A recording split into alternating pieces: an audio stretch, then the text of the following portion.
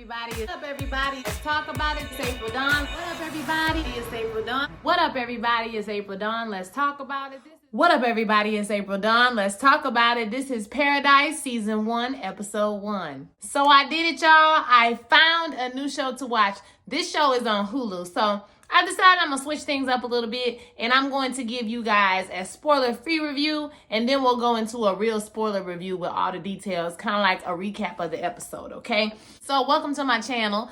Don't forget to like, comment, and subscribe. This channel, we talk about TV shows. We break down dramas. I don't really do reality shows that much. I don't like to talk about real people in real life. I like to talk about actors and actresses doing their thing, because if you look on my page, I am an actress myself and a singer. And so for those of you who don't know me, that's all about a little bit about me. For those of you who do, hey y'all, how you doing? I know it's been a while, I know it, but I'm trying to hit you up. This year, 2025, I am investing in my channel, and I'm going to be seeing you guys a lot more often than I have seen you in the past couple of years. So buckle up, let's go ahead and get into it. I'm not wasting any more time. This is my spoiler-free review.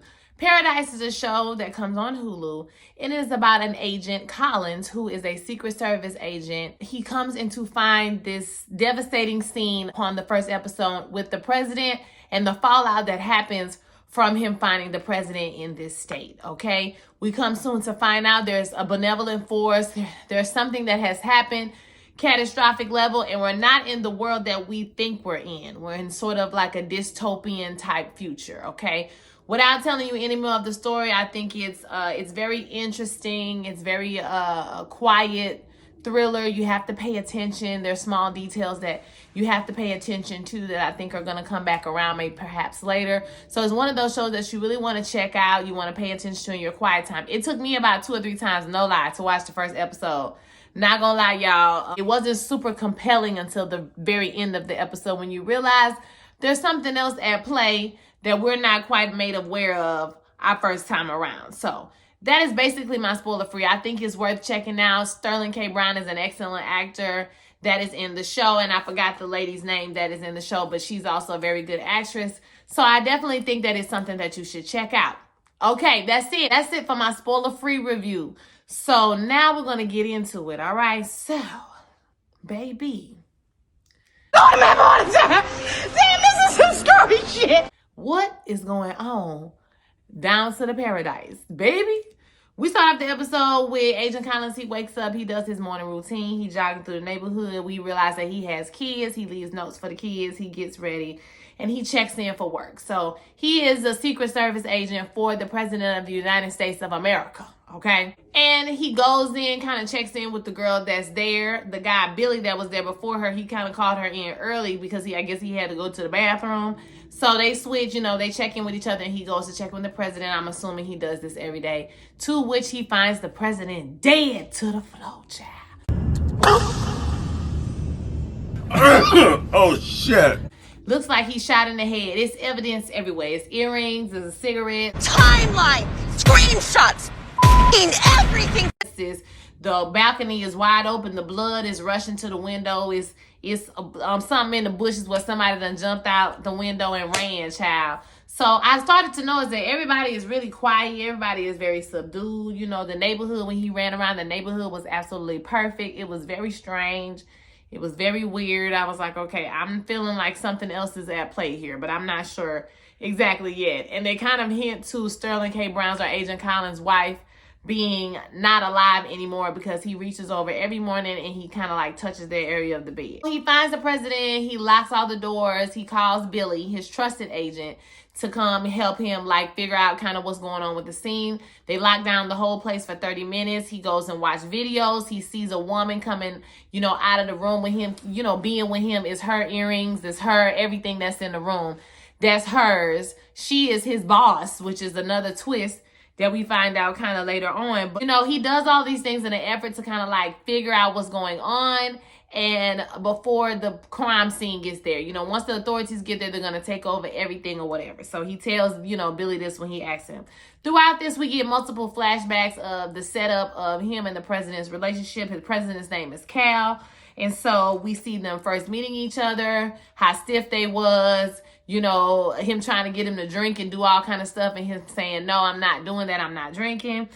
We also see somebody attempting to assassinate the president at one point, and so he jumps in to save his life, Agent Collins, and how, you know, the president waits for him at the hospital, is there for him, thanks him for saving his life, and, you know, so forth and so on. Oh, I'm going to do that anyway.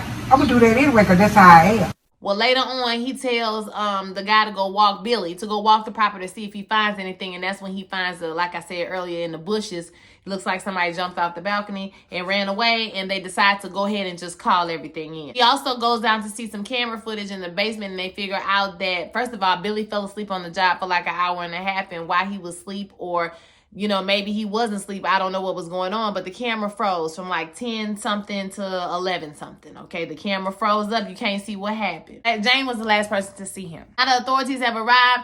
They've come in. They want to talk to everybody. You know, everybody's coming in. The wife, the dad is coming, like what's going on with them or whatever. They're asking the agent kind of some questions. He's talking about he goes to the door just like everything was normal. The last time he saw him, he recalls the night before. Not talking unless y'all giving me land and 2,000 or more every week.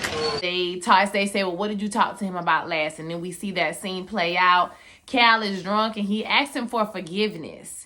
And he tells him that basically my wife is dead. You know, we come to find out that his wife is dead. And whatever is the reason that his wife is dead is because something that Cal did. And he said he won't be happy until he's dead. So obviously he doesn't give this information to the police officers, but that's what's happened. So, I mean, we can see the the relationship had definitely cooled between them as far as friendship goes. In that I did like the James and the Giant Peach story that we get as we go way into this deep monologue that he says about his wife and the name of his son and all these types of things. Later on, we see that his son, or early on, we see that his son is reading James and the Giant Peach, and that was kind of like a trigger for him. We also see interspersed a flashback of him going to meet with these people when he first became the president's, right-hand man, about something that was happening. He leaves the meeting shocked. We don't know exactly what happened in the meeting just yet, but he leaves the meeting very shocked. At the end of the speech, he tells them he'll forgive him when he can sleep again when he's dead.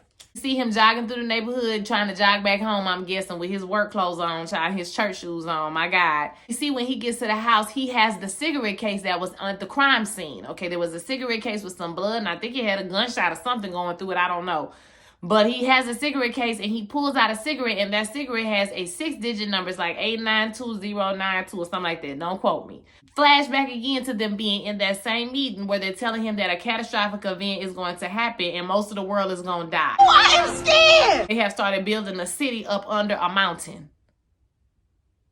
Child, what done happened? Then they flash to we are living in paradise, which is up under a mountain. There is a fake light that is shining down upon us from up under, this big production. And then you see all these people walking around in the mountain and the whole thing that's constructed to make this city below us. So what has happened outside of the city that has made these people so scared that they have to be inside? Was a nuclear blast? Was it something to do with nature? Was it a tsunami, child? What was it that happened?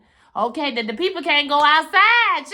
What's going on? So Paradise, very good television. I thought it was a great episode. I'm not going to hold you too long. I want to hear your thoughts. Don't forget to like. Don't forget to comment. Don't forget to subscribe, y'all. And let me know what you think about this episode, okay? If you haven't checked it out, go ahead and check that out. If you made it this far, baby, I done told you everything about it. So go ahead and check it out, all right? I'll holler at y'all the next time. Peace.